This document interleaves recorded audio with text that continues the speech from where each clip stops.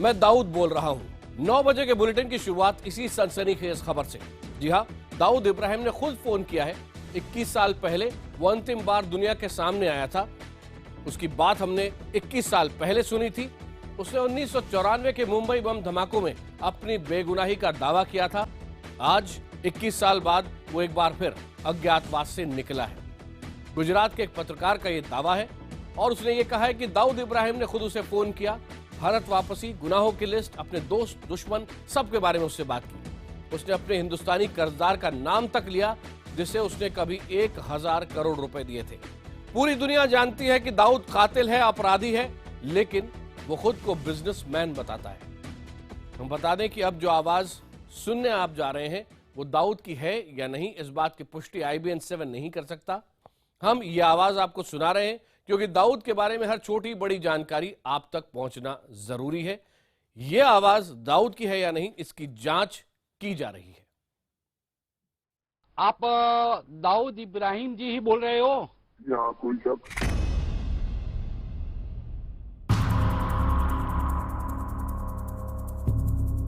अब आप सुनने वाले हैं एक आवाज।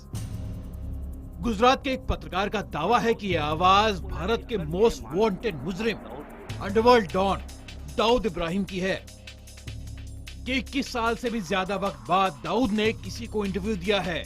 इस इंटरव्यू में एक भारी सी आवाज सुनाई पड़ती है। आप दाऊद इब्राहिम जी ही बोल रहे हो? यहाँ कोई शक? बताया जा रहा है कि यही है वो इंसान जिसकी परछाई भी भारतीय जांच एजेंसियां पिछले 24 सालों से छू तक नहीं पाई हैं। कथित दाऊद इब्राहिम की आवाज का नमूना सुनिए। आप दाऊद इब्राहिम जी ही बोल रहे हो? यहाँ कोई शक? ये कहानी शुरू होती है गुजरात के निर्माणा न्यूज के एडिटर पद्मकांत त्रिवेदी के पास आए एक फोन से। फोन करने वाले ने कहा, हेलो, मैं दाऊद बोल रहा हूँ। जाहिर है कौन यकीन करता। पद्मकांत को लगा कोई मस्खरा है, मजाक कर रहा है। उनका दावा है कि इसके बाद उन्होंने दाऊद की अग्नि परीक्षा ली, यकीन करने के लिए कि ये असली दाऊद है। गौर से सुनिए ये आवाज। इसके बारे में कहा जाता है कि अंडरवर्ल्ड में काम करने वालों के पास जब ये फोन आता है तो उनकी रीढ़ में कपकपी दौड़ जाती है। खौफ का सबसे बड़ा साम्राज्य चलाने वाले कथित दाऊद की आवाज गौर से सुनिए। ये आवाज उम्मीद से ज्यादा भारी है, गूंजती हुई लगती है।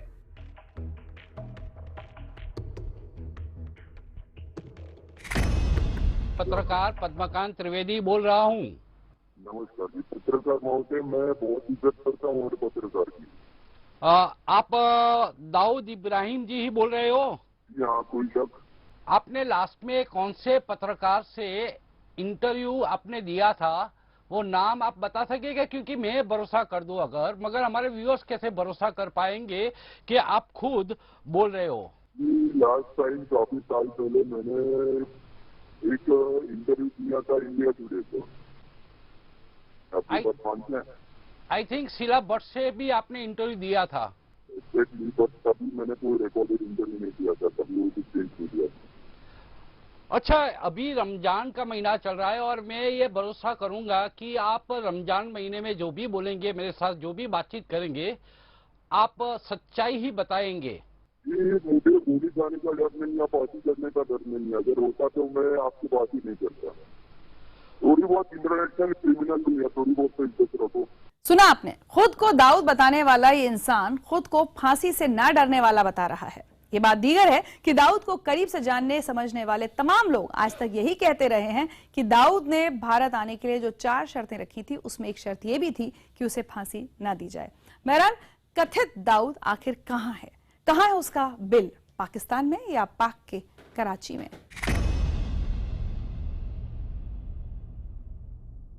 अभी पाकिस्तान बोल रहा है कि आप पाकिस्तान में नहीं है और भारत ये दावा कर रही है, भारत सरकार, की आप पाकिस्तान में कराची में है। मगर आप कराची में रहते हो, पाकिस्तान में रहते हो या कहां पे रहते हो, वो आप कहां आप बताएंगे? जी देखिए, ये सारी नौबत आती ही नहीं थी अगर कुछ साल पहले अगर भारत सरकार ने मेरी बात मान ली होती। हमारी किस शेख मलानी से बात हुई थी, आप उनसे अगर आप कांटेक्ट कर पाए तो उनसे पूछिएगा कि मैं इंडिया आने के लिए रेडी था। छोटा शकील ने टाइम्स ऑफ इंडिया को बताया अभी कि जब हम 1993 में वापस आना चाहते थे तब तुम लोगों ने और तुम्हारी सरकार ने इसकी इजाजत नहीं दी। भाई ने लंदन में राम जेठमलानी से बात भी कर ली थी, बात हो गई थी, लेकिन तुम्हारी मिनिस्ट्री और अडवाणी ने खेल बिगाड़ दिया। ये सही बात है छोटा शकील की, अडवाणी ने खेल बिगाड़ दिया? बहुत ही करीब ही मैंने हर शर्त वहाँ पे रखी थी। राम जेठमलानी जी से आप पूछ सकते हैं, मैं कभी इंडिया आने के लिए पूरी तरह से तैयार था, लेकिन अब कोई फायदा नहीं है। राम जेठमलानी ने यह दावा भी किया था उस वक्त आप सरेंडर करना चाहते थे, मगर नो जेल नो टॉर्चर की आपने शर्त रखी थी और शरद पवार ने उनको नकारा। ये सच है? मेरी सिर्फ इतनी शर्त, मुझे तो इतना ही चाहिए था कि बॉम्ब ब्लास्ट में मेरा नाम नहीं है। मैंने काम, मैं मासूमों की जान नहीं लेता हूँ, हाँ, लेकिन जो भी मेरे धंधे के आड़े आएगा मैं उससे भी नहीं लेता। दाऊद इब्राहिम के कपड़ों पर 1993 के मुंबई ब्लास्ट के खून के छींटे हैं। इतने साल गुजर गए, लेकिन ये खून न उसके हाथों से धुला न कपड़ों से हटा। वो इस मुल्क के पहले सीरियल ब्लास्ट थे जिसने देश की आर्थिक राजधानी को हिलाकर रख दिया था। 300 से ज्यादा बेगुनाहों की जान गई थी और ये शहर खतरे, दुख और डर के नए दौर में चला गया था। उसी के बाद दाऊद भारत छोड़कर भागा और उसके बाद से ही आतंक की एक नई कहानी लिखी गई। ड्रग्स और स्मगलिंग के बीच पहली बार दाऊद का रिश्ता आतंकवाद से जुड़ा।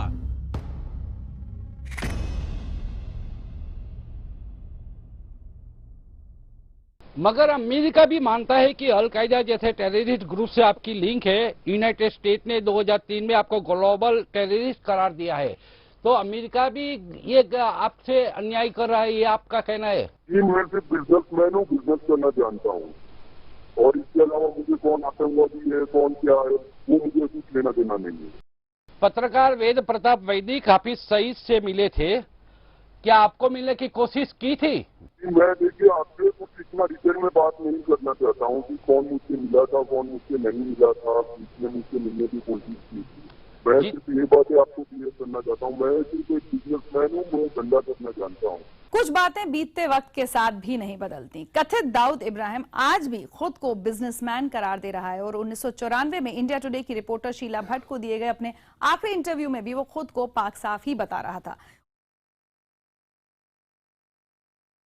12 मार्च 1993 को मुंबई धमाके वाले दिन कहां थे? मैं घर पर था और मुझे ढेरों फोन आए। सिंधी मुसलमानों और गुजरातियों ने फोन किए।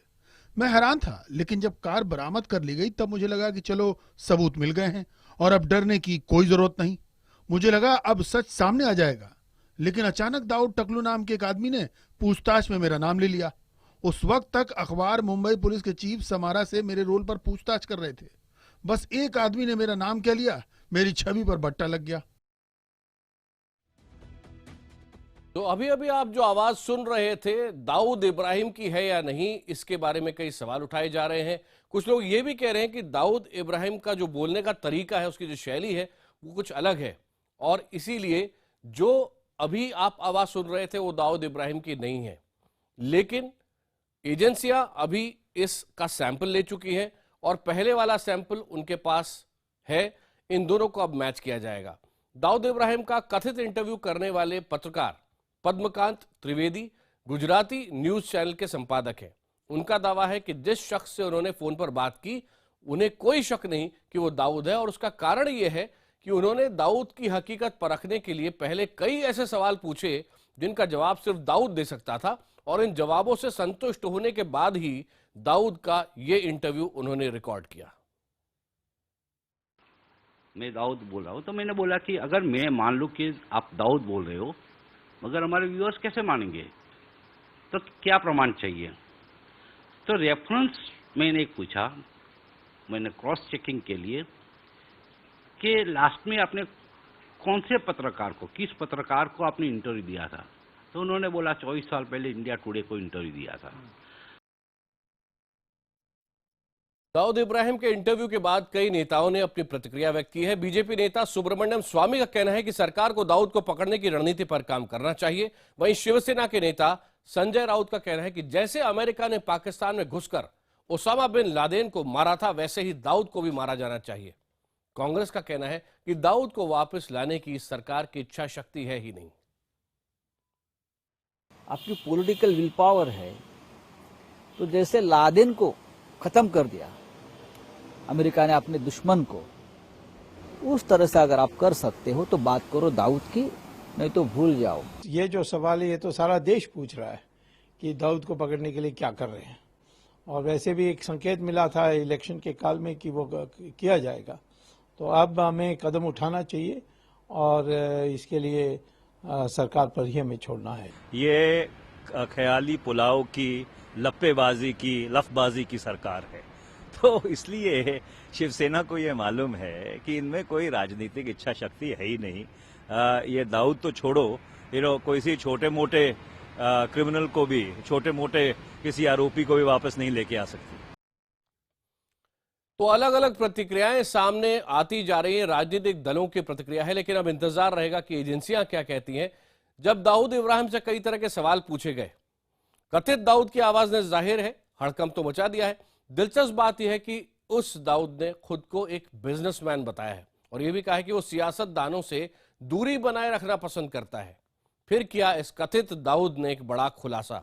उसने उस हिंदुस्तानी कर्जदार का नाम लिया जिसे उसने कथित तौर पर 1000 करोड़ रुपए दिए थे।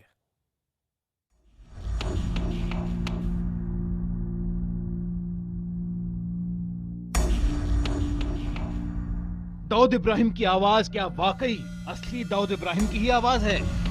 कथित दाऊद की आवाज गूंजते ही भारत में हलचल मच गई। पता चला है कि खुफिया एजेंसियों ने कथित दाऊद की आवाज की जांच शुरू कर दी है। लेकिन लाख टकी का सवाल यही है कि क्या ये दाऊद भारत के कानून से डरता है? क्या ये दाऊद अल कायदा के ओसामा बिन लादेन के हश्र से भी डरता है?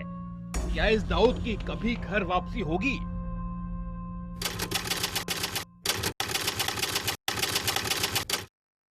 और नरेंद्र मोदी हिंदुस्तान के प्राइम मिनिस्टर बने हैं और जब से वो प्राइम मिनिस्टर बने हैं आपको डर लग रहा है, ऐसे आपके खिलाफ यहाँ भी प्रचार होता है, आपके जो आपके दुश्मन है वो लोग भी ये बोलते हैं, ये सही है? अगर डरने जैसी कुछ बात होती तो पहले आप मुझ तक पहुंचते तो दिखेंगे। सियासी लोगों से दूरी बनाए रखने का दावा कर रहा है ये कथित दाऊद। हालांकि पाकिस्तान में आईएसआई की सरपरस्ती में रह रहा है, वो आईएसआई जो पाकिस्तान की सियासी जमात से गलबहियां करती है। ये वही दाऊद है जिसका पहला इश्क क्रिकेट और बॉलीवुड था।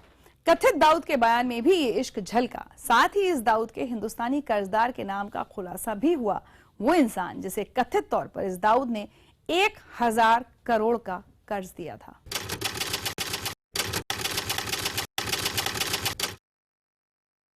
आप धंधा करना चाहते हैं, आप क्रिमिनल नहीं है, 93 के मुंबई ब्लास्ट के में आप इन्वॉल्व नहीं है, शामिल नहीं है, आपका कहना है। मगर ललित मोदी के पास से 1000 रुपये, आप आईपीएल स्पॉट फिक्सिंग में भी आपका नाम उछाला गया है, क्या ये सच है कि आईपीएल स्पॉट फिक्सिंग में आप भी थे? जी देखिए, मेरे नाम का अचरा पूरा दुनिया ने किया और हर कोई डॉन बनना चाहता है जी। और जो भी है, अगर मैं कबूलत करता हूँ या मैं मान लेता हूँ इस चीज को, इससे मेरी मार्केट वैल्यू बढ़ जाती है, कम नहीं होती। ललित मोदी के पास से आपने 1000 करोड़ रुपए आपने मांगे थे और उन्होंने दिए अभी, ये सही है? जी वो मसला पूरा अलग था, वो मेरे धंधे की बात थी, इसके अलावा मुझे उसका कोई लेना देना नहीं था। ये वही ललित मोदी हैं जो आजकल भारत के कानून से दूर ब्रिटेन में रह रहे हैं, लेकिन भारत में नए सियासी तूफान पैदा कर रहे हैं। ये वही ललित मोदी हैं जिन्हें देश में आईपीएल का जनक माना जाता है, जिनकी ढेरों कंपनियां और लंबा चौड़ा कारोबार है। तो क्या कथित दाऊद का मन अब मैच फिक्सिंग से उचट चुका है? और अगर ऐसा है तो आखिर भारत में कथित डॉन का कितना पैसा कहां लगा हुआ है? जवाब चौंकाने वाला था। कथित दाऊद ने दावा किया कि भारत में उसके 29,000 करोड़ रुपए लगे हुए हैं। इसे कथित दाऊद इब्राहिम का बड़बोलापन कहिए या फिर कड़वी हकीकत। वो कहता है कि हर देश में उसका कुछ ना कुछ कारोबार है और अगर वो उन्हें गिनाने बैठेगा तो सुबह से शाम हो जाएगी। जाहिर है पिछले कुछ सालों में दाऊद ने अपना काला कारोबार खासा बढ़ा लिया है। शायद इसीलिए प्रवर्तन निदेशालय ने कम से कम 5 देशों में दाऊद की संपत्ति का पता लगाने की कोशिश तेज कर दी है। उसने विदेश मंत्रालय को खास तौर पर ब्रिटेन में कम से कम 3 बड़ी संपत्तियों में काला पैसा लगाए जाने की जानकारी दी है। जल्द ही ईडी की एक टीम ब्रिटेन भी जाएगी। इसके अलावा ईडी ने तुर्की, मोरक्को और स्पेन को भी चिट्ठियां लिखी हैं। कथित दाऊद की आवाज सच्ची है या नहीं, इसकी जांच जारी है। हालांकि शुरुआती जांच में यह बात सामने आई है कि जिस भी इंसान की आवाज है उसने वॉइस मॉड्यूलेटर का इस्तेमाल किया है। ये वो यंत्र होता है जो आवाज बदल देता है। आप असली होंगे लेकिन आपकी असली आवाज सुनाई ही नहीं पड़ेगी। हालांकि सवाल और भी है। अगर दाऊद इब्राहिम ने 1994 के बाद इंटरव्यू देने का फैसला किया ही था तो आखिर गुजरात के एक लोकल चैनल को इंटरव्यू क्यों देगा? क्या वाकई में दाऊद ने ही स्थानीय पत्रकार को संपर्क किया था या फिर स्थानीय पत्रकार ने भी दाऊद तक पहुंचने की कोशिश की थी? क्या दाऊद की जिंदगी से जुड़े कुछ सवाल पूछे जाने भर से ये भरोसा किया जा सकता है कि अगला शख्स वाकई में दाऊद इब्राहिम ही है? अगर ये असली दाऊद है भी तो आखिर इस इंटरव्यू देने के पीछे उसका मकसद क्या है? मुंबई ब्लास्ट में वो अपने बेगुनाह होने की बातें पहले भी कर चुका है। ISI और अल-कायदा से रिश्तों पर इस कथित दाऊद ने सीधे जवाब नहीं दिए। खुद को आतंकवाद से परे बताकर ये इंसान क्या साबित करना चाहता था? बहरहाल दाऊद इब्राहिम भारत सरकार के रडार पे है। खुद संसद में केंद्रीय गृह मंत्री राजनाथ सिंह कह चुके हैं कि सरकार दाऊद को वापस लेकर आएगी। क्या दाऊद के दिल में इस बात का कोई डर है? बहरहाल VOI कॉल के जरिए कथित दाऊद के फोन हर 3 मिनट पर कटते जा रहे थे। जानकार जानते हैं कि 3 मिनट से ज्यादा वक्त के किसी भी कॉल को ट्रेस किया जा सकता है और दाऊद ही नहीं, पूरा अंडरवर्ल्ड भी इस राज को जानता है। जनक दवे, अहमदाबाद, IBN 7। दाऊद की आवाज का सच भी जल्द ही हम आपको IBN 7 पर ही बताएंगे, लेकिन अभी आगे बढ़ते हैं। कहते हैं आदमी जब रसूखदार हो तो कभी अपनी गलती नहीं मानता। कुछ ऐसा ही हाल है अभिनेत्री और मथुरा से बीजेपी की सांसद हेमा मालिनी का। दौसा में हुए सड़क हादसे पर हेमा मालिनी ने आज अपनी चुप्पी तोड़ी। उन्होंने बच्ची की मौत पर अफसोस जताया, लेकिन हादसे का पूरा ठीकरा बच्ची के पिता पर फोड़ दिया। हालांकि दौसा पुलिस ने हेमा मालिनी के दावे को खारिज किया और कहा है कि उनका ड्राइवर तेज रफ्तार से गाड़ी चला रहा था और उसकी लापरवाही से यह हादसा हुआ। इतना ही नहीं, हेमा मालिनी ने खबर दिखाने पर मीडिया को भी जमकर खरी खोटी सुनाई। मेरा दिल उस बच्ची के लिए रोता है जिसने बेवजह अपनी जिंदगी गंवा दी और उसके परिवार वालों को इस हादसे में चोटें आई। काश कि उसके पिता ट्रैफिक नियमों का पालन करते तो ये दुर्घटना टल सकती थी और उस बच्ची की जान बच सकती थी। सच कहा हेमा जी, सोनम की जिंदगी बचाई जा सकती थी अगर आप उसे इलाज के लिए अपने साथ जयपुर ले जाती, अगर आपका ड्राइवर बेइंतहा तेजी से गाड़ी नहीं चला रहा होता, अगर वहां मौजूद प्रशासन ने थोड़ी सूझबूझ दिखाई होती। ये तमाम अगर मगर अब दौसा हादसे में मारी गई बच्ची को वापस नहीं ला सकते। वो उस दुनिया में चली गई जहां से कोई नहीं लौटता। लेकिन हेमा मालिनी का ये बयान सोनम की मां शिखा के लिए जले पर नमक छिड़कने जैसा है। शिखा आज भी ICU में है। हम आपको अस्पताल के भीतर की तस्वीरें नहीं दिखाते, लेकिन परिवार चाहता था कि हम बच्ची की मां से बात करें, उनकी बात दुनिया तक पहुंचाएं। तो आप भी सुनिए हेमा के ट्वीट पर हादसे की शिकार बच्ची की मां क्या कह रही है। गलती हमारी नहीं थी, उसकी थी, हेमा मालिनी की, ड्राइवर की गलती थी। इतनी स्पीड से कोई गाड़ी चलाते क्या? कोई नो हाईवे पर वो तो चली गई, वो मेरी बच्ची मेरे से दूर हो गई। इतनी मुश्किल से तो मेरी बच्ची हुई थी। आप तुम आ रह सकती है क्या अपनी बेटी बिना? मेरे आगे एक गाड़ी और थी, मैं गलत था, अगला वाला थोड़ी गलत हो सकता है। मेरी स्पीड बिल्कुल 0 थी और बाईपास में हमको टर्न लेना ही लेना है, उसके अलावा कोई ऑप्शन नहीं है हमारे पास में। 0 स्पीड थी हमारी। जब हमने क्रॉस करा तब रोड बिल्कुल खाली था। हाफ वे में पहुंचा तब उनकी गाड़ी 10-15 सेकंड के अंदर आके हमसे टकराई है। ड्रीम गर्ल ने न सिर्फ सोनम के पिता को कसूरवार ठहराया, बल्कि मीडिया पर सनसनी फैलाने का आरोप भी लगाया। हालांकि उन्होंने अपने ऊपर लगे इस आरोप का कोई जवाब नहीं दिया कि हेमा बच्ची के घायल माता पिता भाई की चिंता किए बगैर अपने लिए दूसरी कार मंगवाकर जयपुर क्यों चली गई। हेमा ने मीडिया पर निशाना साधते हुए लिखा, जब मैं परेशान और गहरे सदमे में थी तो सनसनी की भूखी मीडिया और कुछ लोग पहले दिन से ही मुझे बदनाम करने में लग गए।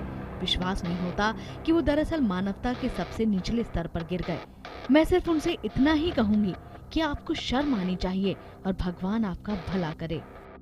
बीजेपी सांसद हेमा मालिनी के इन बयानों पर विपक्षी कांग्रेस ने चुटकी लेने का मौका नहीं छोड़ा। हेमा मालिनी जी इतनी बड़ी स्टार बनी, उसमें मीडिया का भी कंट्रीब्यूशन है। मीडिया को कहना शेम ऑन यू, शर्म करो, तो मैं समझता हूं ये सही नहीं।